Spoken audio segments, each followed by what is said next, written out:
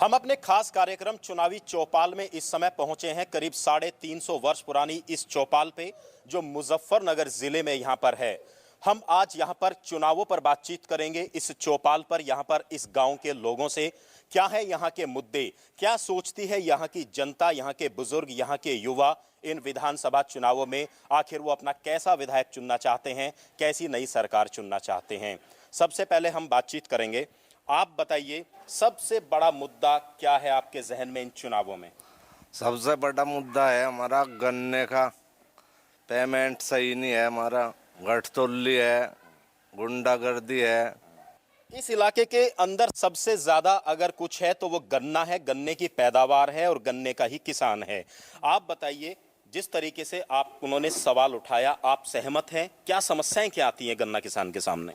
गन्ना किसानों का तो ये पेमेंट की समस्या सबसे ज्यादा है भाई जी, घट तोल की आवे, इसी बात से हम सहमत हैं। हाँ।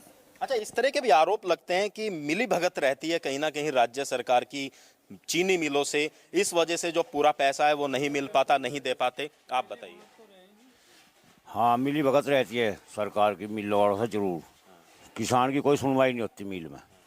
किसानों की सुनवाई नहीं होती, लेकिन एक सबसे बड़ी बात ये बताइए, अगर हम गन्ना किसान से दूसरी बात करें, और कौन से महत्वपूर्ण मुद्दे हैं आपके इलाके के? अगर हम रोजगार की बात करें, क्या युवाओं के लिए रोजगार उपलब्ध है? नहीं जी, यहाँ युवाओं के लिए रोजगार नहीं है। रोजगार नहीं है जी युवाओं के लिए यहाँ से, और गुंडा राज है यहाँ, कोई वो नहीं है। गुंडा राज है, आप इनकी बात से सहमत हैं? गुंडा राज है, किस तरीके का गुंडा राज है ये बताइए। दबंगई जो है ना, रोज लूट अपहरण हत्या जो है ना, सबसे ज्यादा जिले में कहीं और होती नहीं होंगे आपके यहाँ से। बिल्कुल, पश्चिमी उत्तर प्रदेश के इलाकों की एक पहचान है कि यहाँ का किसान संपन्न है, मेहनत करता है, दिन रात मेहनत करता है। लेकिन एक बहुत बड़ा सवाल है ये अपराध का। किस तरीके से देखते हैं, अपराध कैसे दूर हो सकता है? अपराध दूर करने का एक ही साधन है, जो राजनेता है वे सही दिशा में एक विशेष संप्रदाय को ना बढ़ावा देके जो सही हो। इसी चीज का वो था कि कवाल में वो हुआ था, अगर राजनेता सही निर्णय ले पाते तो इतनी बड़ी दुर्घटना इस क्षेत्र में नहीं होती। ये क्षेत्र दंगे से बचता और आपसी भाईचारा, आपसी प्रेम जो पीढ़ियों से चला आ रहा बहुत सालों से, वो कायम रहता। अब दोबारा क्षेत्र जो है दोबारा आहिस्ता आहिस्ता आपसी भाईचारे में आ रहा, आपसी मेल आहिस्ता आहिस्ता बनता जा रहा। बहुत बढ़िया, अच्छी बात इन्होंने बोली कि राजनीति किस तरीके से लोगों को बांटती है, राजनेता किस तरीके से जो है रोटियां सेकते हैं, और उसका नुकसान कहीं ना कहीं आम आदमी को ही होता है। मुजफ्फरनगर की तरक्की किसी बात पे है जी। यहाँ पे एक तो जो ये सारा सिस्टम बिगड़ रहा है, यहाँ की जो भी गवर्नमेंट आती है जो वादे करे उसे कोई नहीं निभाता। गन्ना हमारा बेल्ट है पूरा टोटल, उस पर कोई ध्यान नहीं देता। गवर्नमेंट यहाँ की कमीशन लेती है, कोई पेमेंट नहीं दिलवाती। रोज स्टेटमेंट आते हैं कि माननीय सुप्रीम कोर्ट, माननीय हाई कोर्ट ने भी आदेश कर दिया गन्ना मिलों को कि पेमेंट दिया जा। डीएम यहाँ पे रोज कहता है कि एक हफ्ते में इसकी रिकवरी काट दूंगा, लेकिन कोई प्रशासन का, शासन का कोई दबाव नहीं मान के। और ये बेरोजगारी है, जो किसान के जो बच्चे जो पढ़ते हैं उनका सारा सिस्टम उन पर जाता है। अभी तक पिछले साल का पेमेंट नहीं, अब तक जितना करना का उसका पेमेंट नहीं। बच्चों की फीस नहीं जा सकी, कपड़े उपलब्ध नहीं है। अब बच्चे युवा हैं जो अगली तैयारी के लिए शिक्षा में जाना चाहते हैं या किसी नौकरी में जाना चाहते हैं, जब उन्हें घर से कुछ नहीं मिलेगा तो वे थोड़ा बहक जाते हैं, किसी अपराध से जुड़ना उनका शुरू। एक बहुत बड़ा कारण है, गन्ने का अगर भुगतान नहीं होता है तो यहाँ पर बेरोजगारी बढ़ती है, लोगों को रोजगार नहीं मिलता, शिक्षा नहीं मिलती। आप खुद एक युवा हैं, आप बताइए किस तरीके से आपको दिक्कतें सामना करना पड़ता है इन दिक्कतों का? यहाँ से दिक्कतों का सामना तो ये करना पड़ता है जी, जो भी सरकार आवेगी वह आने के बाद में जो वादे करेगी उनको पूरा नहीं करती। रोजाना की रोजाना स्टेटमेंट आते हैं कि आज उस मिल के फला वो होगा, हम कार्रवाई करेंगे, लेकिन कुछ नहीं हो पाता है। किसी मिल का भी कोई प्रभाव नहीं होता है। दावे और वायदे बहुत होते हैं। आप बताइए, दावे और वायदे तो बहुत होते हैं, पूरे कितने हुए अभी तक ये बताइए। कोई झांकता ही नहीं जी। जब नेता लोग यहाँ पे आते हैं वोट मांगने के लिए, उस टाइम तो यहाँ के शक्ल दिखावें, उसके बाद में इधर को कोई झांकता ही नहीं। कौन किसान मर रहा, कौन मजदूर मर रहा, किसी की कोई परवाह नहीं है। अच्छा, इतनी आपने युवा हैं, आप भी वोट देंगे इस बार, तो क्या मन में क्या रहेगा वोट देते हुए कि कैसी सरकार हो, कैसा नेता हो आपका? इस बार ऐसी सरकार होनी चाहिए जो युवाओं को बेरोजगारी से दूर रखे, और यहाँ की पानी और बिजली की किल्लत और सड़कें की हालत बहुत बेकार है, और यहाँ भ्रष्टाचार भी है नेताओं में। एक बड़ा अच्छा सवाल उठाया इन्होंने पूरी चर्चा के दौरान कि भ्रष्टाचार काफी है। तहसील के अंदर जाइए आप या जिले में जाइए, कुछ भी काम कराते हैं, किस तरीके से आपको लगता है कि वास्तव में भ्रष्टाचार की वजह से काफी नुकसान होता है लोगों का? हाँ जी, बिना लिए दिए कुछ काम नहीं होता, और जो होता है बहुत कठिनाइयों के बाद होता है। एक किसान की इतनी सबसे बड़ी मजबूरी है, किसान सारा दिन खेत में कमाता है, तड़की मिल में गंडे लेकर जाता है, इनकी फसल का तो कुछ है ही नहीं, पिछला भी बकाया रुका हुआ है हमारा। सबसे बड़ी है हमारे गन्ने भुगतान की, हम रोज धरने देते हैं, कभी कहीं कभी कहीं, कभी सड़क हाईवे पे, कभी मिल में, हमारी कहीं भी बिल्कुल सुनवाई कहीं नहीं होती, भ्रष्टाचार इतना रहता है। बाबा आप बताइए, इन इलाकों की अगर मैं बात करूं, पश्चिमी उत्तर प्रदेश की अगर मैं बात करूं, एक बड़ी समस्या देखने को ये मिलती है कि बसें नहीं है, यातायात के साधन नहीं है, किसी को अगर देर रात हो जाए तो गांव में आने की दिक्कतें रहती हैं। किस तरीके से आप देखते हैं कि यातायात की सुविधाएं हैं या नहीं है? नहीं है ही नहीं। यहाँ हर पार्टी का नेता चुन के भेज लिया हमने, गृह मंत्री लियो बन लिया, यहाँ से मंत्री यहाँ बन लिया, यहाँ कोई नहीं सुनता, फिर आ गया, यहाँ पूछता ही नहीं कोई, देखता ही नहीं यहाँ कुछ हो रहा है कि नहीं हो रहा, कोई नहीं आता यहाँ फिर। अच्छा, अब आपको लगता है बाबा कि लोग काफी अब जागरूक हो चुके हैं, अब नेताओं के बहकावे में नहीं आते, आपके बच्चों को रोजगार मिलेगा तो ही आप लोग वोट आगे बढ़ चढ़ कर देंगे, उसको बार बार उसी आदमी को जिताएंगे जो काम करेगा इलाके का? नहीं जितावांगे तो उसे, पर काम तो नहीं करते, हमारी भावना नु की नहीं रह जा, फिर भावना को ठेस पहुँचावे हुए, कहें कुछ करें कुछ, पूरा इरादा नहीं करते अपना। देखिए बिल्कुल कहीं ना कहीं लोगों का ये दर्द निकल के आ रहा है कि काम नहीं करते।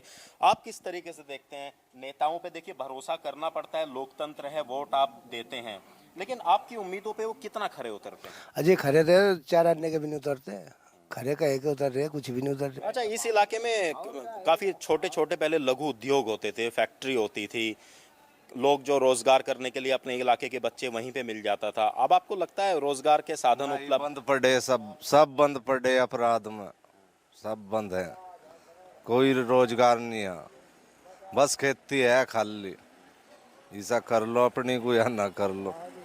इसी अगर देखें तो सिर्फ एक खेती ही यहाँ पर बचती है और खेती में भी इतनी समस्याएं हैं, तो आप बताइए खेती के अलावा क्या और कुछ चीजें हो सकती थी जो सरकारों ने नहीं की?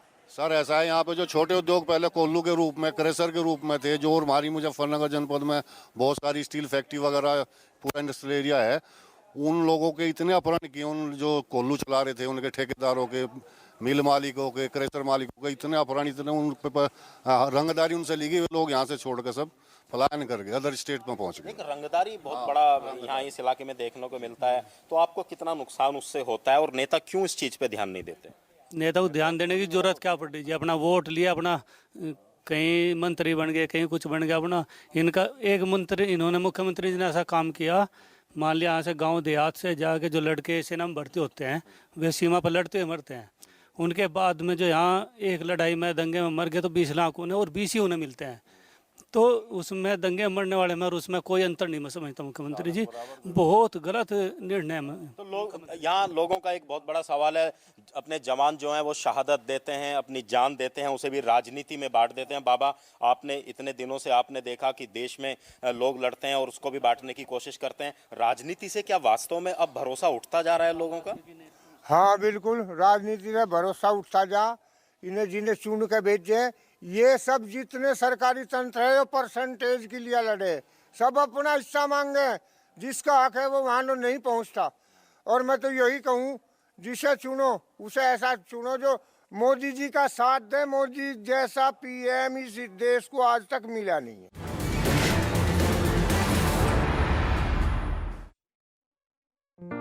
लाइफ है प्यारी सी, जी लो हंसी खुशी हो, प्लानिंग करो अब लाइफ की। LIC के न्यू एंडोमेंट प्लान में पाइए बचत के साथ सुरक्षा भी। सेविंग्स करो, इंश्योरेंस पाओ, घर अपने खुशियाँ ले आओ।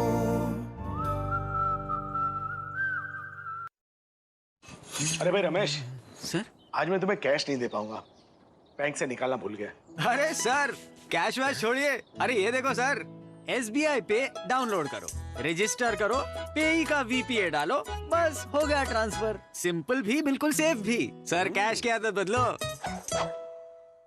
श्रीमान श्रीमती ने किया अपना घर बुक, मनाई खुशियाँ, बांटी मिठाइयाँ, दिन महीने हुए, महीने बने साल, पर कंस्ट्रक्शन ना आगे बढ़ा। जैसे जैसे पोजीशन आगे बढ़ता गया, दिल उतनी ही तेजी से धड़कता गया। बिल्डर से की बात तो जवाब वही गोलमाल, पर श्रीमान श्रीमती ने हार ना मानी, रास्ता ढूंढा, पहुँचे कंज्यूमर कोर्ट। न्याय तो मिला, हर जाना भी मिला, और बिल्डर को करारा सबक मिला। उपभोक्ता मामले विभाग, भारत सरकार एवं एसोचैम द्वारा जनहित में जारी। जैसे मेरा बैट है खास मेरे लिए, वैसे ही वैल्वोलिन इंजन ऑयल है परफेक्ट मैच इंजन्स के लिए। Change to Valvoline, be unstoppable. जे से जहाज हो या के से किसान, सारे देश का इंजन हम ही तो चलाते हैं। HP lubricants, A to Z आपके काम आते हैं। वैल्वोलिन, हर जीत में unstoppable. Change to Valvoline, be unstoppable.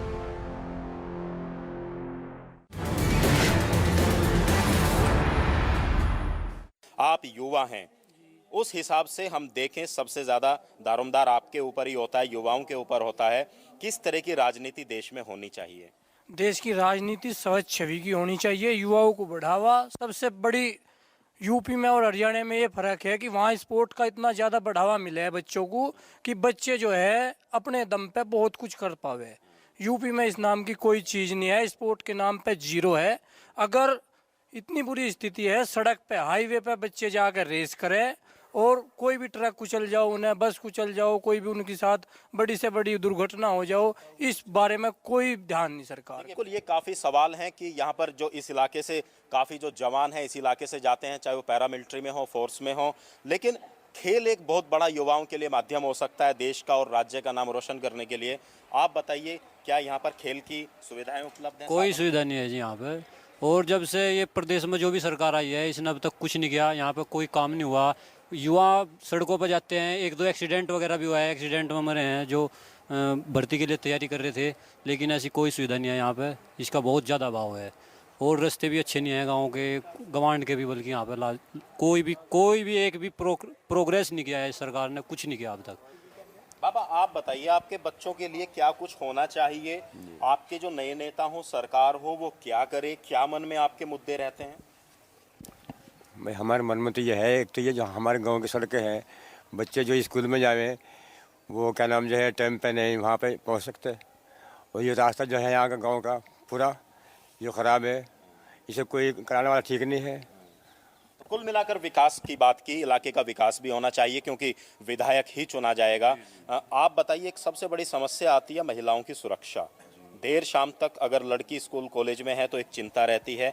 क्या इस सरकार ने, वर्तमान सरकार ने उसके लिए कुछ किया या क्या होना चाहिए? नहीं, इन्होंने जो ये मतलब मीडिया के द्वारा लोगों को बताते हैं ना कि महिला सुरक्षा के बारे में, जो वो मैच जो है या तो लखनऊ तक सीमित होगा या इलाहाबाद में होगा, यहाँ कहीं ऐसा उसका दिखाई नहीं देता। ये एक नंबर इनका वो शायद 1090 शायद एक नंबर है ना, वो कोई एक्शन उसका यहाँ नहीं है, कोई भी एक्शन नहीं है। महिलाओं की सुरक्षा के बारे में डेली पेपर उठा के देखो आप, जनपद मुजफ्फरनगर की जितनी छेड़छाड़, जितनी घटनाएं, कॉलेजों के बाहर कोई ऐसी सुरक्षा नहीं। एक हमारा स्कूल है छोटा सा, यहीं पे अपने गांव का ही बना है, इसमें कोई गवर्नमेंट की वो भी नहीं, लेकिन इसमें भी गवर्नमेंट कोई ध्यान नहीं देती। इसे थोड़ा सा बढ़ा दे, गांव की लड़की गांव में रहने, शाहपुर मुजफ्फरनगर सब कुछ फुर्सत मिल जाए, इसे डिग्री बनवा दो। लोगों ने इतना जमीन छोड़ दी, बिल्डिंग बना दी, सिर्फ उन्हें सैंक्शन ही तो करना है, आगे कोई नहीं करता। परिवार की चिंता रहती है, बच्चों की चिंता रहती है, उनके रोजगार की चिंता रहती है। मैं एक बार फिर आपके पास आऊँगा। आप मुझे ये बताइए कि किस तरीके से आप कानून व्यवस्था को यहाँ की देखते हैं उत्तर प्रदेश की, क्योंकि 4 से 5 अखबार के पेज अगर देखें तो उसी से भरे रहते हैं। ये पेपर तो सिर्फ गुंडागर्दी थे, अपहरण थे, बलात्कार थे। जब से सपा सरकार जब भी आई, जब ये गुंडागर्दी और पश्चिम के साथ भेदभाव, सब अड़ंगा पूरब, यहाँ तो लूटने वाले हमें। अच्छा, कई दशकों से आप देख रहे हो यहाँ पर समाजवादी पार्टी की सरकार रहती है, बसपा की सरकार रहती है। आपने इन दोनों में क्या बदलाव देखा? इन दोनों ही सरकारों ने क्या काम किया आपको लगता है पूरे, अगर मैं पश्चिमी उत्तर प्रदेश की बात करूं? मायावती ने अपने राज में ड्यूटी को ड्यूटी समझी, कर्मचारियों ने भी, और इनके राज में कुछ नहीं, भ्रष्टाचार हो रहा काफ़ी। तो अब देखो आगे क्या तरक्की हो।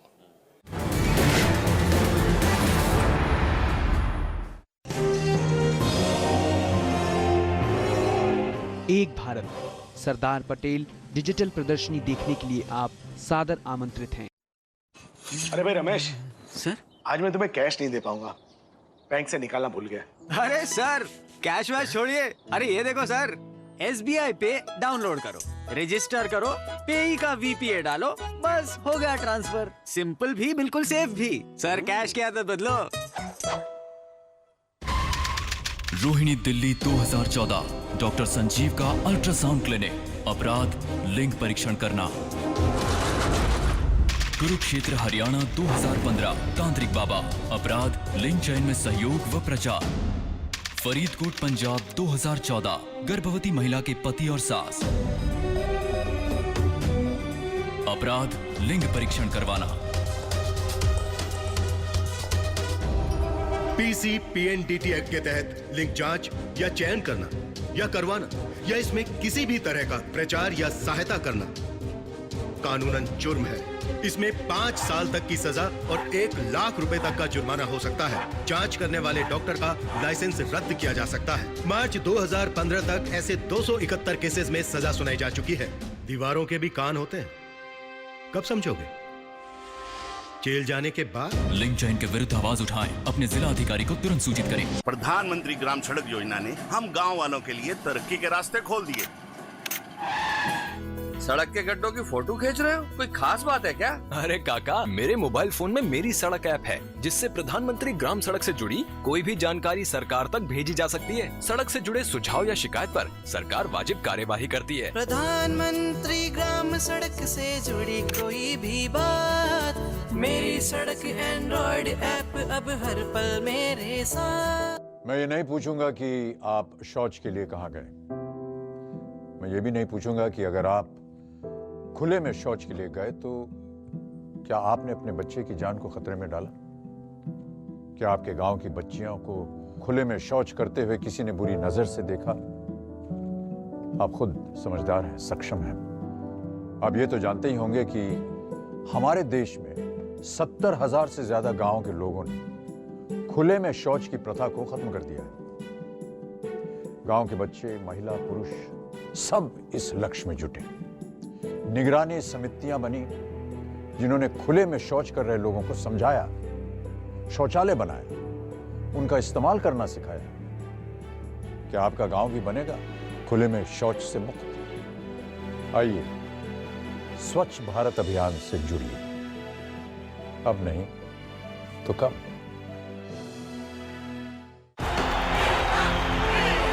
Valvoline, हर जीत में unstoppable. Change to Valvoline, be unstoppable. Ma'am, आपकी फीस कल देती हूँ। आज बैंक बंद था। बैंक क्यों? स्टेट बैंक बडी है ना। स्टेट बैंक बडी आपके पास भी? हाँ, क्यों नहीं। स्टेट बैंक बडी डाउनलोड किया, पिन डाला और पे किया। सिंपल। बेटे कैश की आदत बदलो।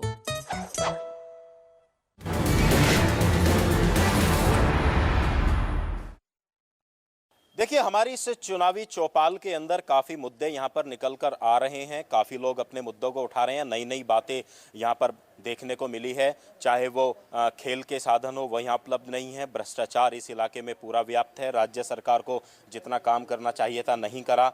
आप ये बताइए, इस इलाके के पश्चिमी उत्तर प्रदेश के अंदर देखें, कैसी राजनीति कैसी होनी चाहिए? नेता खुद बटे हुए हैं और पब्लिक को भी बांटने की कोशिश करते हैं, क्या ऐसा है? देखो जी, है तो ऐसा ही। नेता जब भी आते हैं कुछ ना कुछ बीज बो के चले जा। कोई अपनी पार्टी को सहारा देगा, कोई सपा को देगा, कोई बसपा को देगा। यहाँ पब्लिक समझ नहीं पाती इस बात को कि ये क्या कर रहे। आपस में भिड़ बैठे, आपस में द्वेष भाव बढ़ जा। इसको खत्म करने के लिए तो साफ छवि का नेता आवे, कोई हमारे क्षेत्र में रहे, हमारे काम करे, हमारी बातें सुने। जैसे ही हमारा ये गन्ने का ही मुद्दा है, आपका सबसे बड़ा गन्ने का मुद्दा हमारा ये है। सरकार ने, कोर्ट ने 10 बार ऑर्डर कर लिए किसानों का गन्ना पैसा मैं ब्याज के दिया जा। कुल मिला के जो आपका नेता है जिसे आप चुन के भेजते हैं, वो आपके इलाके में आए, आपके यहाँ पर काम करे, ये चीज़ें हैं। आप एक चीज़ बताइए कि जिस तरीके से आप देखते हैं, कितनी बार आपने कोशिश की कि मुझे रोजगार मिले, मैं बाहर निकलूं, लेकिन आप असफल रहे। क्या कारण है, क्यों असफलता बार बार मिलती है यहाँ के युवाओं को? आप भी देख लियो, कहीं भी जो है ना इस क्षेत्र के ज़्यादातर हुआ पुलिस या मिलिट्री में मिलेंगे। इसके अलावा आपको कहीं दूसरे क्षेत्र में नौकरी नहीं मिल पाएगी। ये भी जो है ना बहुत ज़्यादा मेहनत कश जो आदमी है, बंदे हैं, वही उन्हें क्यों मिल पाती है, वो भी पैसे दे के या कैसे किस तरीके से पहुँच बना के। आप ये बताइए कि किस तरीके से आपको दिक्कतें नजर आती हैं, क्यों यहाँ का युवा कामयाब नहीं हो पाता जबकि सबसे ज्यादा मेहनती यहाँ का युवा होता है? यहाँ के लड़के एक तो गवर्नमेंट जॉब करना चाहते हैं, जो इतनी वैकेंसी नहीं देती सरकार, और प्राइवेट सेक्टर में भी यहाँ जॉब नहीं है, इसलिए युवा बेरोजगार है। और यहाँ की कानून व्यवस्था सबसे बेकार है, जो युवा को सबसे ज़्यादा दिक्कत करती है और आम लोगों को भी। नहीं, पहली बात तो है पश्चिम उत्तर प्रदेश का आज तक कोई मुख्यमंत्री ऐसा नहीं बना जो यहाँ का विकास हो जाए। सब पूर्व के ज़्यादातर उन्हीं का वहाँ बोलबाला रहे, वही वहाँ बने। सबसे बड़ी कमी तो यही है। बिल्कुल, एक नई चीज बताई, पश्चिमी उत्तर प्रदेश को अलग राज्य बनाने की बाबा कई बार बातें उठी, धरने प्रदर्शन भी हुए। आपको क्या लगता है कि अलग राज्य बनेगा तभी विकास संभव है इस इलाके का? नहीं, अलग राज्य की तो कोई बात नहीं, वो तो चुनकर तो हम ही भेजे हैं। लेकिन वहाँ स्टेट है, लखनऊ है, इलाहाबाद है, पहले हमारे मेरठ को सोचा था कि भाई तो ये उधर ही है, उनका जोर है, जैसे वे चाहे से वोट गिरवा लें, उनका राज हो जा। बिल्कुल, आप बताइए, क्या पश्चिमी उत्तर प्रदेश अलग राज्य बने, ये एक मुद्दा चुनावों में हर बार उठता है, पहले भी लोकसभा में और विधानसभा में भी उठा। आपको लगता है कि राज्य बनेगा तभी विकास संभव है? नहीं, ऐसा कोई जरूरी नहीं है कि राज्य अलग बनेगा जब भी विकास होगा, ऐसा कुछ नहीं। क्योंकि विकास करने वाले तो जब भी यही रहेंगे, अब भी वही हैं, जिन्हें जिता के भेज रहे तब भी यही रहेंगे। अभी किसी भी एमपी की या किसी एमएलए की, जैसा मीडिया के द्वारा ही पता लगा है, मान लिया किसी एमपी को बताते हैं 1 साल में 1 करोड़ रुपए का फंड इशू हुआ, और वो कहीं ना लग के वापस जो है, जब उनका ऑडिट होता है 1 साल में, वापस तो जमा हो जाता है, लेकिन वो विधायक या वो एमपी कहीं उसे यहाँ फील्ड में खर्च नहीं करता। आप बताइए, आप इस बात से कितने सहमत हैं कि राज्य का विकास कैसे हो सकता है? क्या उसका बंटवारा करके ही हो सकता है, या फिर जरूरत सिर्फ नेताओं को समझने की है? बंटवारे के बाद तो बहुत टाइम बाद संभल पावे, वो राज्य हो, परिवार हो, कोई भी चीज़ हो। अगर उस चीज़ का बंटवारा करेंगे तो उसे अपने आप में संपन्न होने में बहुत टाइम लगेगा। इतना टाइम लगेगा हमारी पीढ़ी खत्म हो जाएगी, हमें क्या पता हमारे बाद क्या हो रहा। अगर वे जितना ध्यान वहाँ पूरब साइड में दे रहे, उसका 25% भी पश्चिम में दे दे तो यहाँ बहुत विकास होगा।